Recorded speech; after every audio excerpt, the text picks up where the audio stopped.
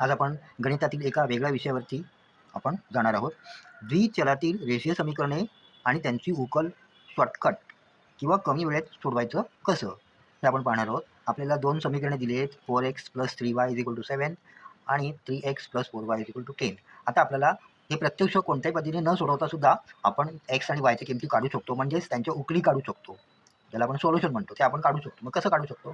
त्यासाठी समजा आता x ची किंमत आपल्याला काढायची आहे. तर x ची किंमत काढताना आपण काय करणार?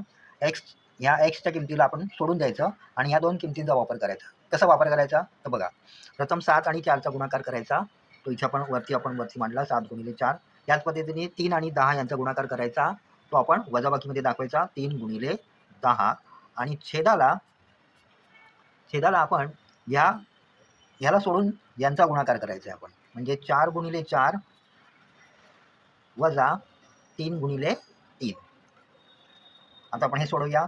7 × 28 वजा 2 30 छेद 4 × 16 वजा 3 × 9. आता 28 मधून 30 गेले की आपल्याला उत्तर मिळतं -2 आणि 16तून 9 गेले की उत्तर 7 मिळतं. प्रत्यक्ष सोडवून बघितलं की आपल्याला हेच उत्तर मिळणार आहे. आता याच पद्धतीने आपल्याला समजा y ची किंमत काढायची झाली तर तिथे प्रथम y ला आपण कट करायचा आणि उरलेल्या किमती, मग 4 × 10 वरती आपण 4 × 10 छेद 7 × 3 7 × 3 आणि छेदाला याच किमती असणार आहेत, 4 × 4 वजा 3 × 3. आता 10 × 40 वजा 7 × 21 छेद 4 × 16 वजा 3 × 9. म्हणजे छेद हा प्रत्येक वेळी समानच असतो.